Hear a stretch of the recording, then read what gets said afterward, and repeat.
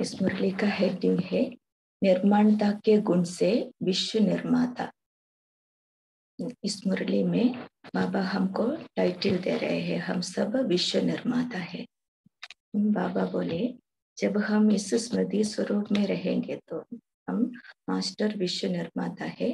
तब बाबा बोले हमारे में ऑटोमेटिकली निर्माणता का गुण आ जाता है। और फिर बाबा बोले निर्माणता अर्थात सरलता। ये जब हमारे में नेचुरल रूप में आते हैं तब बाकी अन्य गुण सब ऑटोमेटिकली हमारे में आ जाते हैं। फिर बाबा बोले जब कोई परिस्थिति आएंगे तो हम इस स्मृति स्वरूप में रहेंगे तो हम समझेंगे ये सब एक बचपन का खेल है। जो भी आत्मा द्वारा ऐसा परिस्थिति आएंगे तो उस आत्मा को हम समझेंगे ये निर्दोष है, ऐसा बाबा बोला। ऐसे हमारे अंदर तरस रहम आता है। ऐसा ये भी एक बाबा बोले एक समझने का कला है। इस कला द्वारा हम हर सेकंड चढ़ती कला का अनुभव भी कर सकेंगे। फिर बाबा बोले हम सब वानप्रस्थी है, अभी हमको वापस घर जाने का समय है। फिर बोले जब भी कोई परिस्थिति आने पर हम सोचना है ये सब बहुत बार हमने क्रॉस किया था, हम ऐसा अनुभवी है, ऐसा हमारे मन में आना चाहिए। इतना स्पष्ट रीति से हमको ये सब बातें याद आना चाहिए।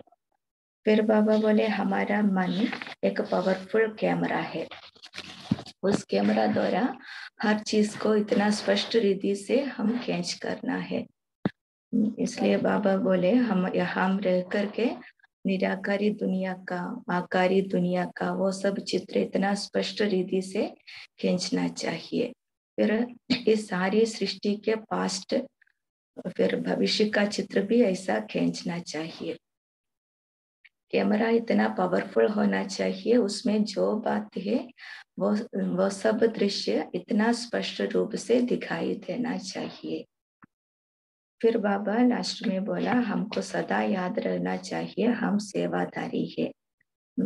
सेवा के लिए ही हमारा यह जीवन है। अगर सेवाधारी है तो ऐसा स्मृति है तो त्याग और तपस्या सभी हमारा में आ जाता है। फिर बाबा हमको याद दिलाया हमको सदा समझना चाहिए, अपने को बुजुर्ग समझना चाहिए। तब क्या होता है, छोटी छोटी बातें खिलौने की तरह हमको लगेगा, फिर हम दिल भी बन जाएंगे। तिरस्कार के बदले हमारे में तरस भावना भी आ जाएगा। अभी हम बाबा की महावाक्य, डायरेक्ट महावाक्य सुनेंगे।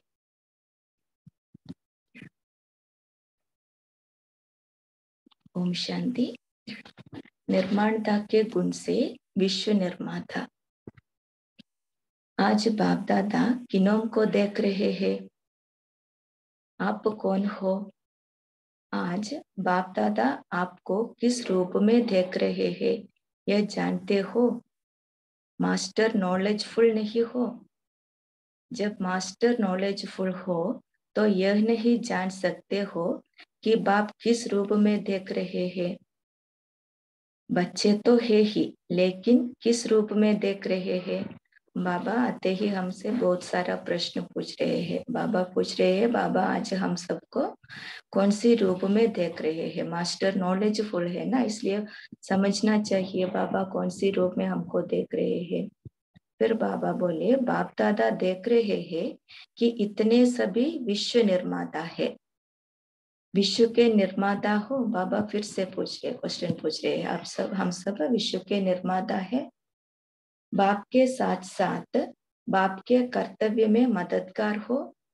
बाबा वो भी प्रश्न पूछ रहे हैं। बहुत सारा प्रश्नों से बाबा आज का मुरली समझाया है।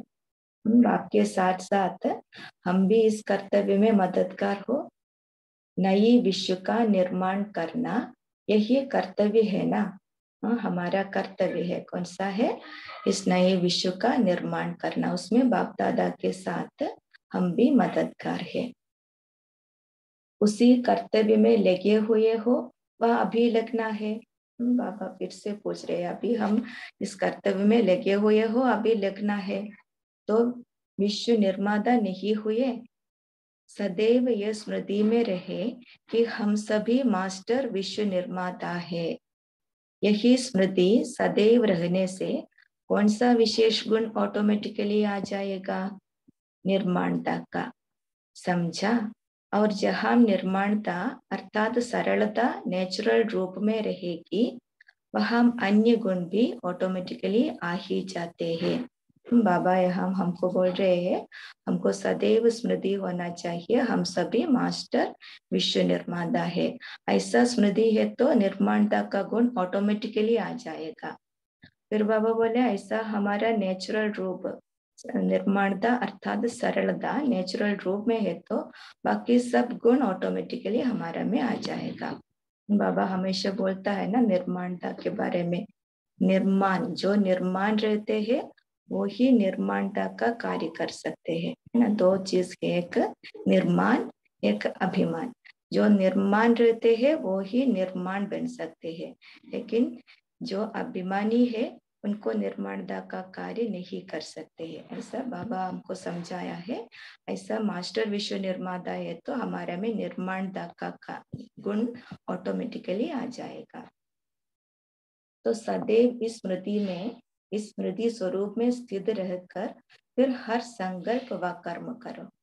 फिर ये जो भी छोटी छोटी बातें सामना करने के लिए आती है, ये बातें ऐसे ही अनुभव होंगी जैसे कोई बुजुर्ग के आगे छोटे छोटे बच्चे अपने बचपन के अलबेलेपन के कारण कुछ भी बोल देवे व कुछ भी ऐसा कर्तव्य भी करे तो बुजुर्ग लोग समझते हैं कि यह निर्दोष है, अनजान छोटे बच्चे हैं, कोई असर नहीं होता है।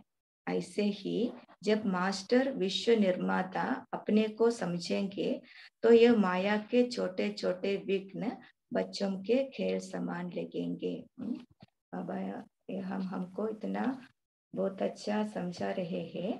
हम ऐसा जो भी परिस्थिति आएंगे तो हम ऐसा स्मृति स्वरूप होंगे तो हमको भी ऐसा बचपन का खेल समझ में आएगा। जैसे एग्जाम्पल भी दिया, कोई छोटे बच्चे बुजुर्ग के सामने कोई अलबेलेपन के कारण कुछ भी बोले व कर्तव्य करे, तब बुजुर्ग लोग क्या करेंगे? वो उनको जोश नहीं आएंगे ना, वो निर्दोष है, अनजान है समझते हैं ना, उनके ऊपर कोई भी असर नहीं होगा। ऐसा बाबा बोला हम भी ऐसा मास्टर विश्व निर्माता है तो ऐसा माया के छोटे छोटे विघ्न भी हम बच्चों के सामने खेल समान लगेगा। जैसे छोटा बच्चा अगर बचपन के अनजानपन में नाक कान भी पकड़ ले तो जोश आएगा। बाबा बोल रहे हैं छोटे बच्चे क्या क्या खेल करेंगे, करते हैं ना। दादाजी है तो उनके कंधे पर बैठ करके उनके नाक कान सब पकड़ करके वो खेल करते हैं, है ना। तभी बाबा बोल रहे हैं को क्यों उनको बुजुर्ग लोगों को उस समय जोश नहीं आएगा। कारण क्या है?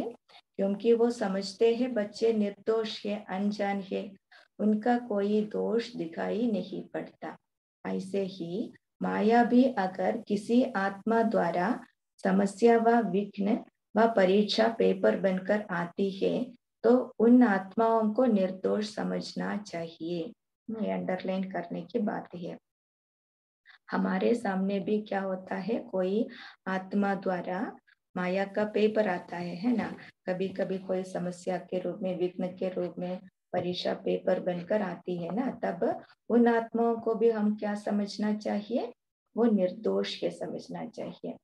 माया ही आत्मा द्वारा अपना खेल दिखा रही है। क्या समझना है? माया इन आत्मा द्वारा अपना खेल दिखा रहे हैं। तो निर्दोषी के ऊपर क्या होता है? तरस, रहम आता है ना। ऐसा हम निर्दोषी समझेंगे तो हमारे अंदर उस आत्मा के प्रति तरस आता है, रहम आता है। इस रीति से कोई भी आत्मा निमित्त बन जाती है, लेकिन है निर्दोष आत्मा, है ना। हमारे पास माया आने के लिए क्या होता है? कोई कोई आत्मा निमित्त बन जाता है। उन आत्मा द्वारा ऐसा माया का पेपर आ जाएंगे तो हमको समझना है ये आत्मा निर्दोष आत्मा है। अगर उस दृष्टि से हर आत्मा को देखो तो फिर पुरुषार्थ की स्पीड कब ढीली हो सकती है? बाबा पूछ रहे हैं हम ऐसा उन आत्माओं को ऐसा निर्दोष की दृष्टि से हम देखेंगे तो हमारी पुरुषार्थ का स्पीड कभी ढीला नहीं होता। हर सेकंड में चढ़ती कला का अनुभव करेंगे। सिर्फ चढ़ती कला में जाने के लिए यह समझने की कला आना चाहिए। बाबा यहाँ हमको अंडरलाइन करा रहे हैं, क्या है, ऐसा कोई भी परिस्थिति आवे कोई आत्मा द्वारा, हम समझना चाहिए ये आत्मा निर्दोष है। ऐसा बाबा बोला ये क्या है, ये समझने की कला है। ऐसा समझने की कला हमारे में आएंगे तो बाबा बोले हर सेकंड हमको चढ़ती कला का अनुभव होता जाएगा। 16 कला संपूर्ण बनना है ना, ये तो यह भी कला है। बाबा हमको याद दिला रहे, हमको अभी क्या बनना है, 16 कला संपूर्ण बनना है। तो बाबा बोले यह समझने की कला भी क्या है, ये भी एक 16 कला संपूर्ण बनने के लिए ये भी एक कला है। बाबा बोलते हैं ना हमेशा हमारा हर कर्म कला बन जाना है ना, हमारा उठना बैठना सोचना चलना फिरना सब कुछ एक कला की तरह अनुभव होना चाहिए। अगर इस कला को जान जाते हैं तो चढ़ती कला ही है। बाबा बोल रहे हैं ऐसा समझने की कला हमको समझ में आएंगे तो हमारा चढ़ती कला ही है। वह कब रुकेगा नहीं, उसकी स्पीड कब ढीली नहीं हो सकती, हर सेकंड में तीव्रता होगी। ऐसा हमारे में समझने की कला होते है तो हमारा स्पीड पुरुषार्थ की स्पीड इतना तीव्र हो जाएगा, कहीं रुकेगा नहीं है। और फिर बाबा पूछ रहे हैं और अभी रुकने का समय भी क्या है, रुककर उन आत्माओं के कारण और निवारण को हल करने का अभी समय है। अभी तो बड़े बुजुर्ग हो गए हो, अभी तो वानप्रस्थ अवस्था में जाने का समय समीप आ रहा है। अपना घर सामने दिखाई नहीं देता है। बाबा पूछ रहे हैं अभी हमारा स्थिति कौन सा है, हम सब वानप्रस्थी है ना। उस वानप्रस्थ स्थिति में हमको क्या याद आना चाहिए, हमको अभी घर जाना चाहिए है ना। उस समय हमको इतना समय बहुत कम है, उस समय हम ऐसा परिस्थिति आने पर उस आत्मा के प्रति सोचेंगे तो उस आत्मा वो क्यों ऐसा किया, उसका कारण क्या है, फिर उसको निवारण करने के लिए हम ऐसा हल ढूंढेंगे तो बाबा पूछ रहे हैं उन सब के लिए हमारे पास समय है क्या। हमको अभी वापस जाना है, समय नजदीक है। फिर बाबा पूछ रहे हैं हमारा उस घर सामने दिखाई देता है क्या, आखिरी यात्रा समाप्त कर घर जाना है। कोई भी बात भिन्न भिन्न रूपों भिन्न भिन्न बातों से सामने जब आती है तो पहले यह समझना चाहिए कि इन समस्याओं व भिन्न भिन्न रूपों की बातों को कितना बार हल किया है और करते करते अनुभवी बने हुए हो। बाबा बोल रहे कोई भी समस्या हमारे सामने आएंगे तो हम सोचना चाहिए ये भिन्न भिन्न रूप में जो बातें आते हैं वो हमने बहुत बार पार किया है, कितना बार हमने इस ऐसा समस्या को हल किया है, ऐसा करते करते हम अनुभवी बन गए हैं। फिर बाबा पूछ रहे हैं कितने बार के अनुभवी हो, याद है, अनेक बार किया है, यह याद आता है। कल्प पहले पास किया है, क्रॉस किया होगा, क्रॉस किया था व किया होगा। बाबा प्रश्न पूछ रहे हैं ऐसा सब बातें हमने कल्प पहले भी क्रॉस किया था व किया होगा। पूछ रहे हमने क्रॉस किया था है ना। यह नहीं समझते कि अगर अनेक बार यह अनुभव नहीं किया होता तो आज इतने समीप कैसे आते हैं, यह हिसाब लगाना नहीं आता है।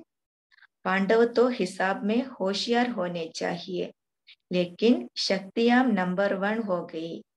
यह स्मृति स्पष्ट और सरल रूप में रहे। बाबा बोल रहे हैं ये सब बातें हम बहुत बार पार किया था है ना, हम अनुभवी है, ये सब बातें हमारे अंदर इतना स्पष्ट रूप से होना चाहिए, इतना स्मृति हमारा स्पष्ट और सरल रूप में होना चाहिए, खींचना ना पड़े। अगर कल्प पहले की बात अभी तक बुद्धि में खींच कर लाते रहते हो तो क्या कहेंगे, जरूर कोई माया की खिंचावट अभी है। इसलिए बुद्धि में कल्प पहले वाली स्मृति स्पष्ट और सरल रूप में नहीं आती है, और इसलिए ही विघ्नों को पार करने में मुश्किल अनुभव होता है।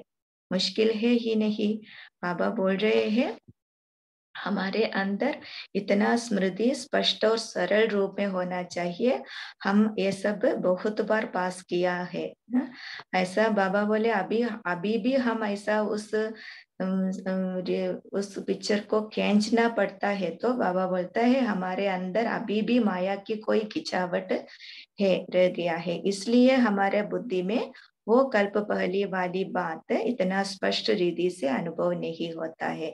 इसलिए क्या होता है, हमको उस विघ्न को पार करने के लिए मुश्किल अनुभव होता है। लेकिन बाबा बोलते हैं ऐसा कोई मुश्किल है ही नहीं। जितना पुरुषार्थ का समय चला है, जितना नॉलेज की लाइट और माइट मिली है, उस प्रमाण वर्तमान समय सरल और स्पष्ट होना चाहिए। इतना स्पष्ट हो जैसे 1 मिनट पहले अगर कोई कार्य किया तो वह याद रहता कि वह भी भूल जाता है। तो ऐसे ही 5,000 वर्ष के बाद ऐसे स्पष्ट अनुभव हो जैसे 1 मिनट पहले किया हुआ यह कार्य है। बाबा हमको बोल रहे हैं हमारा स्मृति इतना स्पष्ट होना चाहिए, 5,000 वर्ष के बाद भी हमको इतना स्पष्ट अनुभव होना चाहिए जैसे 1 मिनट पहले किया हुआ कार्य है। इतना स्पष्ट हमारा स्मृति में आना चाहिए। जैसे पावरफुल कैमरा होती है तो 1 सेकंड में कितना स्पष्ट चित्र खींच लेती है। कितना भी दूर का दृश्य हो वह भी स्पष्ट सम्मुख आता जाता है। तो क्या पावरफुल कैमरा में नहीं बने हो? बाबा पूछ रहे हैं हम कौन है? पावरफुल कैमरा मैन बनना है, मीन्स हमारा पहले वाला चित्र इतना स्पष्ट हमको अनुभव होना चाहिए। कैमरा में भी बहुत सारा चित्र खींचता है ना, दूर का दृश्य हो व नजदीक का दृश्य हो, वो सब स्पष्ट उस कैमरा में दिखा देते हैं ना। ऐसा बाबा बोलते हैं हमारा भी इतना पावरफुल कैमरा होना चाहिए। कैमरा है कि दूसरे का लोन पर लेकर यूज करते हो, पावरफुल है। कल्प पहले के चित्र उसमें स्पष्ट आ जाते हैं। यह जो मन है यह एक बड़ी कैमरा है। बाबा बोल रहे हमारा मन है हमारा कैमरा, ये बहुत अच्छा पावरफुल बड़ी कैमरा है। इसलिए बाबा ने पूछा हमारा कैमरा अपना ही कैमरा से हम चित्र खींचते हैं या दूसरे के कैमरा लोन पर लेकर हम यूज करते हैं। कभी कभी होता है ना हमारे मन में इतना हमारा पास्ट का चित्र इतना स्पष्ट नहीं अनुभव होता है, तो हम दूसरे से पूछते हैं, उनसे राय पूछते हैं। इस ऐसा परिस्थिति में हमको क्या करना चाहिए? तभी उनका कैमरा के द्वारा वो क्या चित्र खींचा है वो हमको देते हैं ना। इसलिए बाबा पूछ रहे हैं हमारा कैमरा से हम चित्र खींच रहे हैं या दूसरे के लोन पर किया हुआ कैमरा से हम की चित्र खींचता है। ऐसा नहीं होना चाहिए ना। हमको हमारे अंदर की मन की कैमरा इतना पावरफुल होना चाहिए, जो भी बात है हमको इतना स्पष्ट रीति से अनुभव होना चाहिए। उस अनुभव से हमको विघ्नों को पार करना है। हर सेकंड का चित्र इसमें खींचा नहीं जाता है। कैमरा तो सभी के पास है, लेकिन कोई कैमरा नजदीक के चित्र को खींच सकती है और कोई कैमरा चंद्रमा तक भी फोटो खींच लेती है तो वह भी कैमरा और यहाँ की छोटी मोटी भी कैमरा तो है ना। तो हर एक के पास कितना पावरफुल कैमरा है? बाबा पूछ रहे हैं कैमरा से हम क्या करता है, नजदीक का चित्र भी खींच सकते हैं और चंद्रमा तक का फोटो भी खींच सकते हैं ना। ऐसा हमारा कैमरा भी इतना पावरफुल कैमरा है क्या? जब वह लोग चंद्रमा से यहाँ से वहां का खींच सकते हैं, तो आप साकार लोक में रहते निराकारी दुनिया का, आकारी दुनिया का व इस सारी सृष्टि के पास्ट व भविष्य का चित्र नहीं खींच सकते हो? बाबा पूछ रहे हैं वो लोग क्या क्या करते हैं उनके कैमरे से। वो चंद्रमा में जाकर वहां से धरती का चित्र भी खींचता है और यहाँ से धरती से चंद्रमा का चित्र भी खींचते हैं, है ना। वो उनको वो सब कर सकते हैं उनके कैमरा द्वारा। लेकिन हम भी क्या करना चाहिए, हमारा मन की कैमरा द्वारा इस साकार लोक में रहते भी हमको निराकारी दुनिया का, आकारी दुनिया का भी फोटो खींचना चाहिए। और फिर क्या चाहिए, इस सारी सृष्टि के पास्ट व भविष्य वो चित्र भी हम खींचना चाहिए। कैमरा को पावरफुल बनाओ, जो उसमें जो बात, जो दृश्य जैसा है वैसा दिखाई दे, भिन्न भिन्न रूप में दिखाई नहीं दे।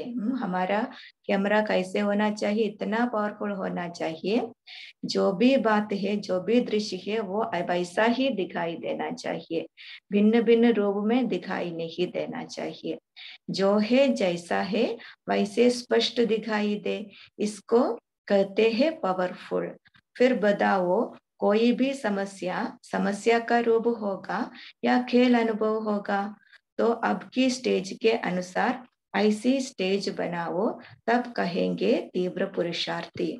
यहाँ बाबा तीव्र पुरुषार्थी का और भी एक्सप्लेन हमको दे रहे हैं, एक्सप्लेनेशन दे रहे हैं। क्या है, बाबा ने बोला जो जैसा चित्र है वैसा हमारे कैमरे से स्पष्ट चित्र निकालना चाहिए, इसको कहते हैं हमारा पावरफुल कैमरा है। उस ऐसा स्थिति हमारा है तो बाबा बोलते हैं कोई भी समस्या हमको समस्या के रूप में अनुभव नहीं होगा, खेल के रूप में अनुभव होगा। उस स्थिति को बोलते हैं तीव्र पुरुषार्थी। अगर खेल की तरह नहीं है तो हम भी क्या करता है, हम भी उस समस्या को बड़ा रूप धारण करते हैं, उसको बड़ा रूप बनाते हैं, तब हमको तीव्र पुरुषार्थी नहीं कर सकते है ना।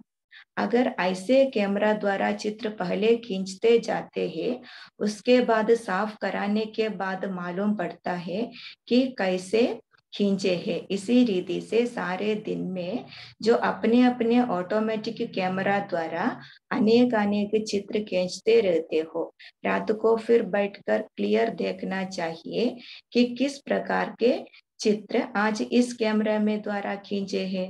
बाबा बोलते हैं उस कैमरा द्वारा उन्होंने बहुत सारा चित्र खींचते जाते हैं ना, फिर उन्होंने क्या करता है, वो सब होने के बाद, साफ कराने के बाद उनको मालूम पड़ेगा कैसा कैसा चित्र उनके कैमरे से निकाला है।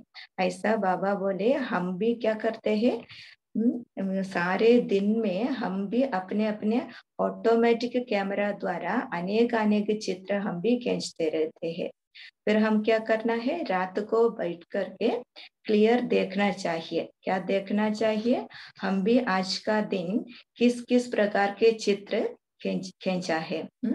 फिर वो चित्र हमारे में इतना स्पष्ट है व कुछ अस्पष्ट है, वो सब हमको चेक करना चाहिए। और जो जैसे है वैसे ही चित्र खींचे, वह कुछ नीचे ऊपर भी हो गया है, देखना चाहिए। जो चित्र जैसे है वैसे ही खींचा है, वह कुछ नीचे ऊपर भी हो गया है, वो भी बाबा अभी बोल रहे हैं कैसे होता है। कभी कभी कैमरा ठीक न होने के कारण सफेद चीज भी काली हो जाती है, रूप बदल जाता है, फीचर्स भी कब बदल जाते हैं। तो यहाँ भी कभी कभी कैमरा ठीक क्लियर न होने के कारण बात समस्या बन जाती है, उनकी रूपरेखा बदल जाती है, उनका रंग रूप भी बदल जाता है। बाबा क्या बोला, कभी कभी कैमरा ठीक नहीं होने के कारण उस कैमरा से जो चित्र निकालते हैं वो सफेद चीज के बदले काली हो जाती है, उनका रूप भी बदल जाता है, फीचर्स भी बदल जाता है।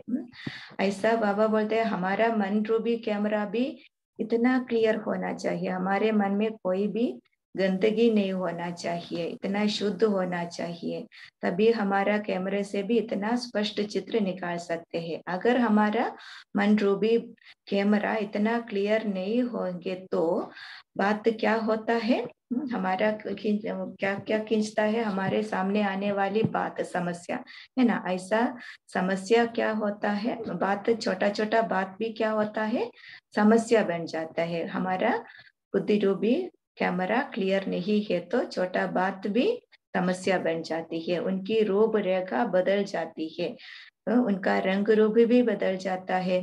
फिर क्या होता है, यथार्थ का अयथार्थ रूप भी कब खींचा जाता है ना। यथार्थ जो सामने बात होता है वो हम हमारे मन में अयथार्थ रूप में हम खींचता है। इसलिए क्या करना चाहिए, सदैव अपने कैमरा को क्लियर और पावरफुल बनाओ। हमारा मन रूपी कैमरा सदैव इतना क्लियर होना चाहिए और पावरफुल भी होना चाहिए, हमारा मन में कोई भी किचड़ा रह नहीं जाना। अपने को सेवाधारी समझने से त्याग तपस्या सभी आ जाता है। बाबा फिर अभी हमको सेवादारी का सम्मान दे रहे हैं, हमको अपने को सेवाधारी समझना चाहिए, तभी हमारे में त्याग और तपस्या आ जाता है। मैं सेवाधारी हूँ और सेवा के लिए ही यह जीवन है, यह समझने से सेकंड भी सेवा बिगड़ नहीं जाएगा। हमको क्या समझना चाहिए, हम सेवाधारी है, सेवा के लिए ही हमारा जीवन है, ऐसा समझेंगे तो सेकंड भी सेवा बिगड़ नहीं जाएगा।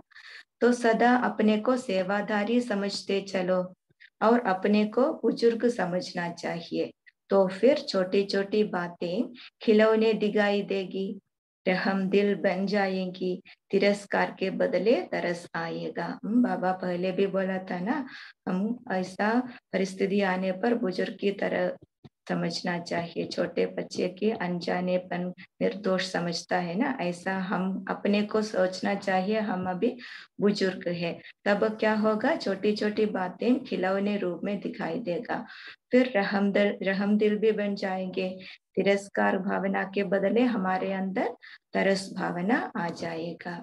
अच्छा, ओम शांति। थैंक यू बाबा। 1 मिनट हम साइलेंट में रहेंगे।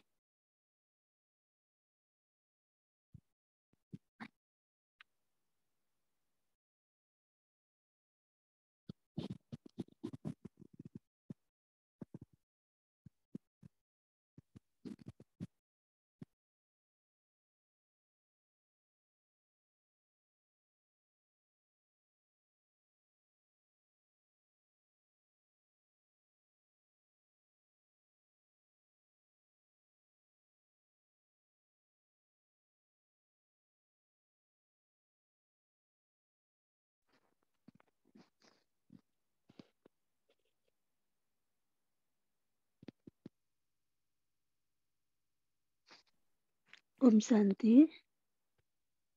ओम शांति। मंगला सिस्टर, आप यहाँ कंटिन्यू करेंगे ना, सेशन कर पाएंगे?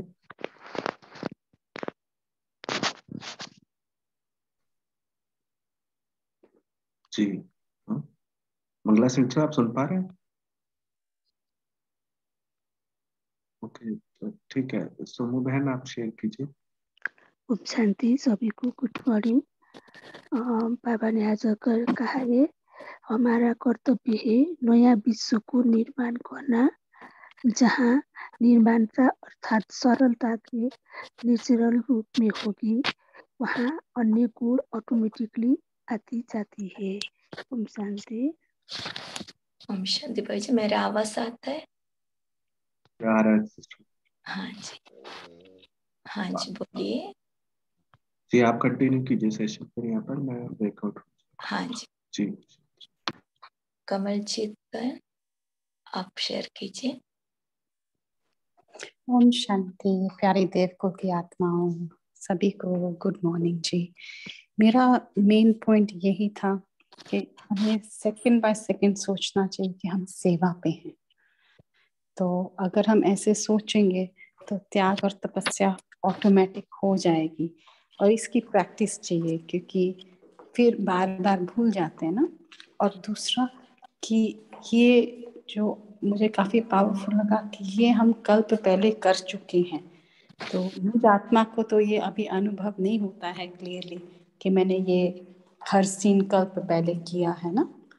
तो अगर किसी और को होता है तो अगर कोई शेयर करेगा तो हमें भी बहुत अच्छा लगेगा, हमें सीखने को मिलेगा ना। तो ये बात की प्रैक्टिस होनी चाहिए कि जो हो रहा है कल्प पहले हो चुका था, तो हमने जीत पाई थी। अगर नहीं भी याद आता, कम से कम नहीं भी स्पष्ट दिखता, पर अपने आप को ये याद दिला के हम पावरफुल फील करते हैं, शक्तिशाली। नहीं, हमने जीत पाई थी, तो हम समर्थ बन जाते हैं जी। मेरे यही 2 पॉइंट्स थे जी। ओम शांति। शुक्रिया बाबा, शुक्रिया। ओम शांति। उनका ये कोई शेयर करेंगे? रेवती बाई जी। ओम शांति सभी को। तो बाबा बोले कि जब माया सामने आती है तो माया मुझे आत्मा को समझना है कि माया मेरा पेपर लेने आई है, और किसी आत्मा को उस माया ने अपने परवश करके, वो आत्मा तो निर्दोष है, उस आत्मा पे वो माया हावी हुई है मेरे टेस्ट के लिए, मुझे परखने के लिए कि मैं कितना हिम्मतवान हूँ। तो वो आत्मा तो निर्दोष है, तो उस पे मुझे तरस आता है। असल में टेस्ट तो मेरा लेना है, मुझे परखने आई है माया, लेकिन उस बेचारी आत्मा को उसने परवश कर लिया है मुझे परखने के लिए। तो उस आत्मा पे फिर मुझे तरस आता है। और दूसरी बात, ये हर कल्प, कितने ही कल्पों में मैंने इस माया पर जीत पाई है, बार बार हर कल्प में मैंने जीत पाई है। माया जीत आत्मा हूँ, तो इस ध्यान से इस कल्प में भी मैं उस पर जीत पा लेती हूँ। मैं शक्तिवान आत्मा हूँ, तो ये मुझे धारण करना है। ओम शांति जी। बहुत अच्छा। अभी रजनी बहन आप शेयर करेंगे? अच्छा, ओम शांति। अभी ये प्रश्न आया कि अनुभव नहीं होता है।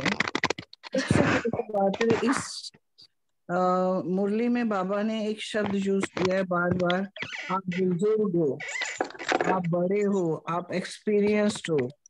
और दूसरी बात यह है कि बाबा, हम भी अगर शुरू में अगर अपनी चेकिंग करें, जब हम आए थे बाबा के पास, बाबा ने हमें चुना, तो मैं अपना अनुभव ही बताती हूँ कि एक शब्द ही जब बोला तो एक एक चीज यूं लगी कि हाँ यही चाहिए, यही ठीक है, यही मैंने करना है। ये पहले किया होता है जिन्होंने, वही वो कर पाते हैं ना। जो फ्रेश होता है उसको नहीं समझ में आती, पता नहीं क्या बोल रहे हैं। कई लोग जो बच्चे नहीं हमारे परिवार के हैं, उनके तो समझ में नहीं आएगा। हमें इसलिए समझ आया कि हमें रिकॉल कराया गया, उन्होंने, बाबा ने हमें याद दिलाया। आज भी बाबा बार बार याद दिला रहे हैं कि आप बड़े हो। सामने वाली जो आती है माया रूप में बचपन है, निर्दोष है। निर्दोष कैसे है? उसको तो ज्ञान है ही नहीं ना, इसलिए उसको क्या दोष देंगे। हमें ज्ञान मिल चुका, हमने पाया, हमने अनुभव किया, तो हमारे लिए मुश्किल नहीं होनी चाहिए। दूसरी बात ये भी कह दी बाबा ने कि जो माया की खिंचावट, जैसे बोला ना कि आपकी जो लाइट और माइट जब ज्यादा होती है ना, तो ये सारी चीजें स्पष्ट दिखाई देने लगती हैं, करने में मुश्किल नहीं लगता। एक बात है, अगर हमने जो काम किया होता है ना, उसको करने में हमें अच्छा लगता है, हमें उसमें उत्साह बना रहता है। तो ये जो बाबा जो हमें कहता है ना, हमें इतनी अंदर से मतलब आनंद की, प्यार की वो चीजें मिलती हैं, तभी तो हम कर रहे हैं। नहीं किया होता तो हमें मुश्किल लगता है। तो हम ये बाबा ने जो विधियां बताई हैं बार बार आज इसमें, तो ये इसका मुझे लगता है कि इसलिए हमें अनुभव होता है कि हम कर चुके थे। तो ये आज बाबा ने उसके बहुत बहुत बताई हैं। इसको मैं बाद में आपको पॉइंट करती हूँ। ओम शांति जी। ओम शांति। है ना, बाबा हमको बोलता है हम सब कल्प पहले भी ऐसा सब अनुभव किया था, अब फिर से अनुभव कर रहे हैं, है ना। वो इतना हमारे अंदर स्पष्ट रूप से अनुभव होना चाहिए, इसलिए हमारा मन भी इतना क्लियर होना चाहिए फिर हमको जो बाबा बोलते हैं उनमें इतना पूरा निश्चय होना चाहिए, हम ही कल्प पहले थे और हमको ही ऐसा बनना चाहिए। और फिर क्या बोलता है बाबा, हमको आपने ही बोला ऐसा, हमको नॉलेज का लाइट माइट मिला है ना, ऐसा उस लाइट माइट द्वारा हमको उस पहले समय का उस चित्र को हमको ऐसा खींचना चाहिए। अगर खींचना नहीं होता है तो बाबा उसका कारण भी आज बोला है, माया की खिंचावट अभी भी है, इसलिए हमको इतना स्पष्ट रीति से अनुभव नहीं होता है। इसलिए हमको चेक करना है हमारे अंदर मन में कौन सा बीमारी है, कौन सा अवगुण रह गया है, हमारा इस पास्ट का अनुभव को इतना स्पष्ट रीति से हम अनुभव नहीं करते हैं, तो हमको चाहिए, फिर उसको हमको चेंज भी करना चाहिए। ओके, अभी आपने अभी बोला है ना, कविता बहन आप बोल सकते हैं।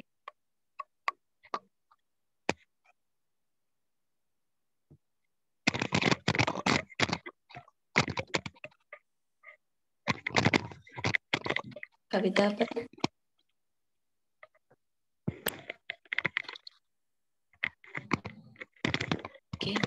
गौतम भाई जी आप बोलिए। शांति। बाबा ने आज 2 बात की है, अपने को सेवाधारी समझना है, तो उससे क्या होगा, त्याग तपस्या सभी आ जाती है। सेवाधारी हूँ और सेवा के लिए ही यह जीवन है, यह समझने से सेकंड में सेवा बगैर नहीं रह सकते। तो सदैव अपने सेवाधारी समझना है। एक बाबा ने ये बताया, और दूसरा बाबा ने कहा कि अपने को बुजुर्ग समझना चाहिए। तो बुजुर्ग समझने से क्या होती है कि छोटी छोटी समस्याएं जो है खिलौने की तरह दिखाई देगी, तो रहन दिल बनेंगे। मतलब बाबा ने फिर एग्जाम्पल दिया था कि छोटे छोटे बच्चे जो है बुजुर्ग पे पढ़ के खेलते हैं, तो इसी तरह ये समस्या भी छोटी छोटी दिखाई देगी और तिरस्कार की जगह में तरस आएगी। तो ये 2 बातें बाबा ने बोले थी। हाँ जी, है ना, हम ऐसा हमको भी अपने को बुजुर्ग समझेंगे तो बाकी जो भी समस्या हमारे सामने आएंगे तो हमको भी वो खेल की तरह अनुभव होगा, है ना। छोटे बच्चे की तरह कोई भी समस्या हमारे सामने कोई आत्मा थ्रू आएंगे तो हम भी सोचेंगे ये निर्दोष है, अनजान है, तभी हमको उनके ऊपर तरस भावना आएगा, दया की भावना आएगा। बहुत अच्छा। अभी आशा बहन आप बोलिए।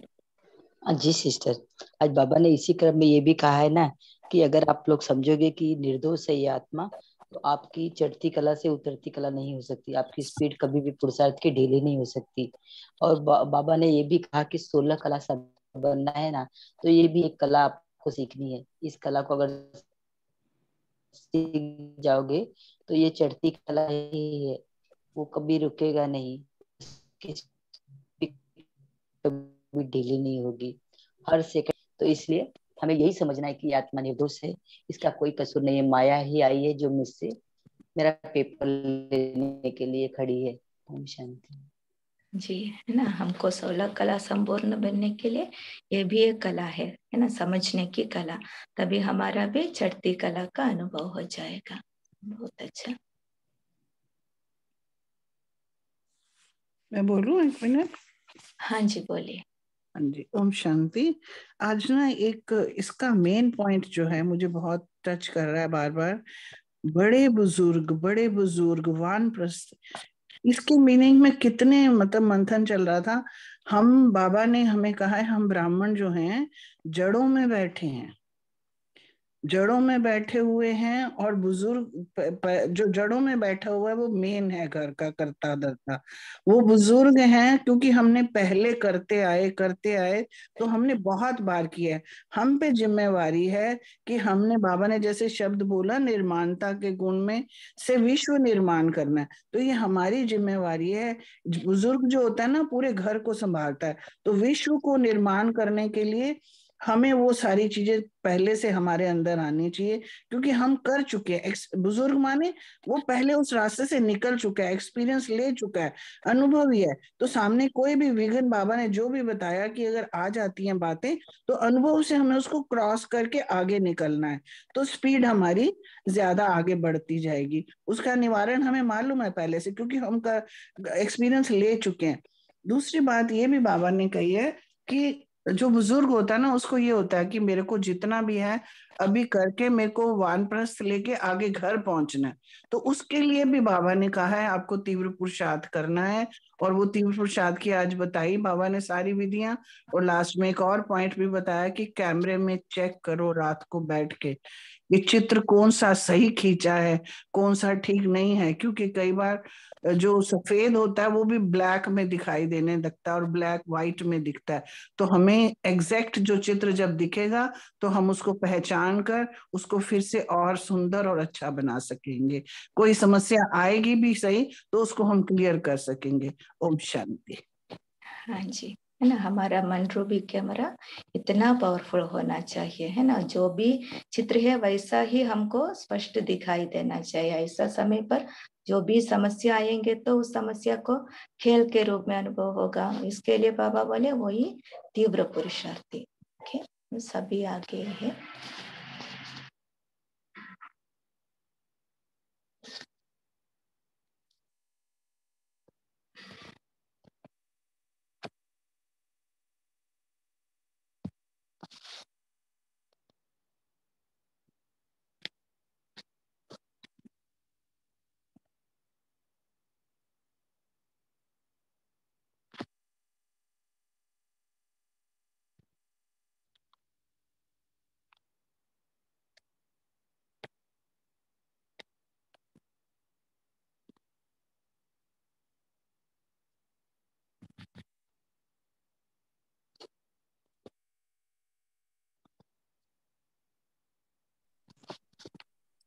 जी मंगला बहन जी, आप स्टार्ट कर सकते हो योग और 2 मिनट मेडिटेशन और होमवर्क। जी जी, आज की मुरली अनुसार हमको ये देखना चाहिए हमारा मन रूपी कैमरा ना कितना पावरफुल है। बाबा बोला है ना, हमारे मन रूपी कैमरा से जो भी चित्र खींचता है वो इतना स्पष्ट और जो जैसा है ऐसा ही हमको दिखाई देना चाहिए। जो भी चित्र हो, निराकारी दुनिया का हो, आकारी दुनिया का हो, पास्ट का हो, भविष्य का हो, वो जो भी हो हमारी इस कैमरा में इतना स्पष्ट दिखाई देना चाहिए। फिर क्या बोला, जो भी समस्या आएंगे तो भी उस समस्या को हम खेल के रूप में अनुभव करना चाहिए, है ना। इसलिए हमको आज चेक करना चाहिए हमारा मन रूपी कैमरा इतना पावरफुल बन गए है क्या। हाँ, अगर नहीं है तो हमको उसको क्लियर करना चाहिए, है ना। हमको इतना वो पास्ट का अनुभव इतना क्लियर नहीं है तो बाबा उसका भी कारण हमको आज इतना स्पष्ट रूप से बताया है।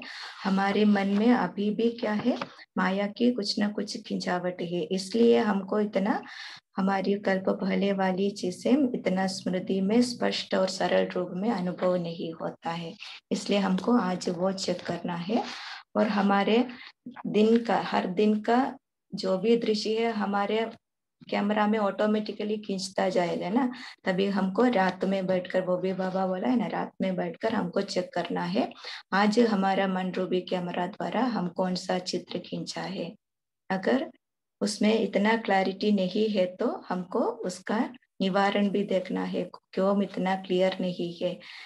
इसलिए हमको वो चेक करना है। फिर उस हमारे अंदर का अवगुण कुछ भी रह गया है तो उसको चेंज करना चाहिए। अभी हम 2 मिनट योग करेंगे। सभी आत्मिक स्वरूप बैठ जाए।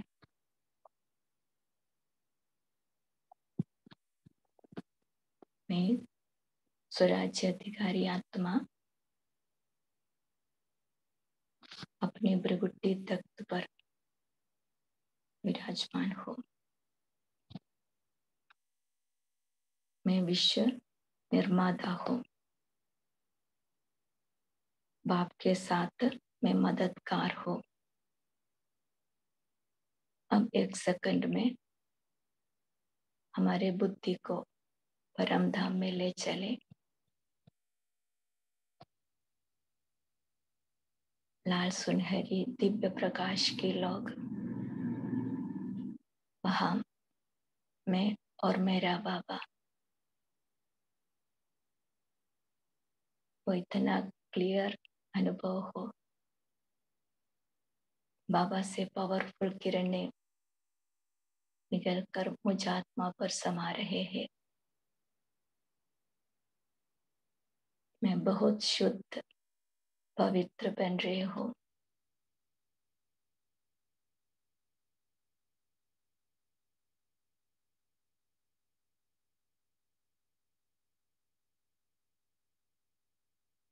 हमारा मन इतना क्लियर हो रहा है। अब मैं वापस अपने भृगुटी तख्त पर, अब मैं आत्मा इस साकार शरीर में रहते हुए उसी परम धाम की चित्र को फिर से अनुभव करें। अपनी मन रूपी कैमरा में खींच ले।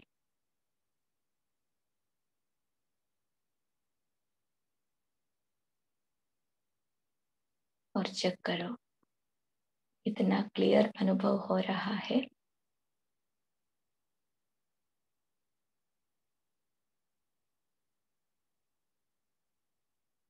अब मैं अपनी मन रूपी कैमरा में अव्यक्त वदन का चित्र भी खींच रही हूँ। अनुभव करें, फरिश्तों का लोग हम बाप दादा अपने बाहें पसारे हम बच्चों को आह्वान कर रहे हैं। बच्चे आ जाओ,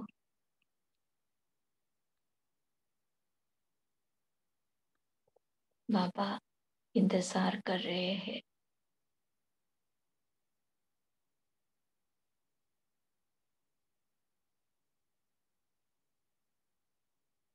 अब मैं स्वयं बाप दादा के सम्मुख अनुभव करती हूँ।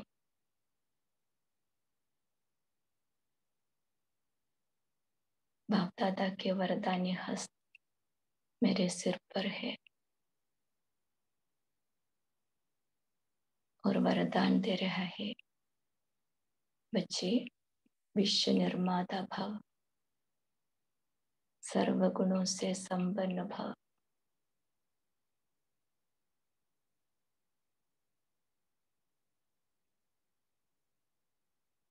अब मैं इस चित्र को अपनी मन रूपी कैमरा में खींच लिया है।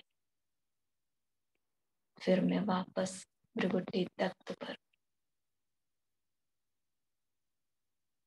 अभी ये चित्र भी खींचे। जो पास्ट था वो भी हमको इतना स्पष्ट रीति से अनुभव हो जैसे कल की बात है।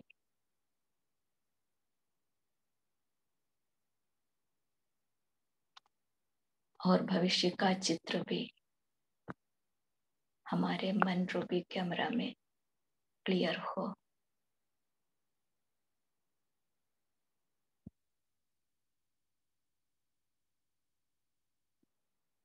अभी चेक करना मेरा कैमरा कितना पावरफुल है।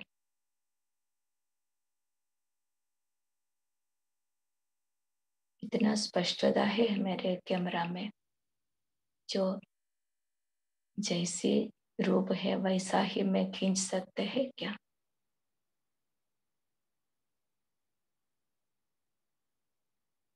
अगर कुछ अस्पष्टता है तो उसका कारण को देखना चाहिए। उस कारण को देखकर 1 सेकंड के लिए हम बाप के पास परम धाम में अनुभव करें और अनुभव करें बाबा की पावरफुल किरणों द्वारा मुझ आत्मा के अंदर की जो अवगुण रह गया है वो भी समाप्त हो रहा है।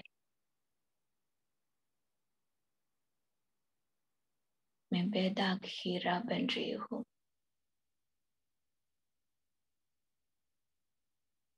अब मैं वापस अपनी भ्रुकुटी तख्त पर, मेरा मन रूबी कैमरा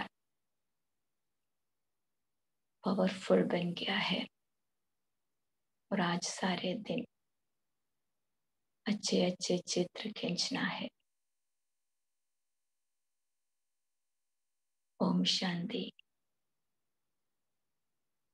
थैंक यू बाबा, थैंक यू सभी आत्माओं को।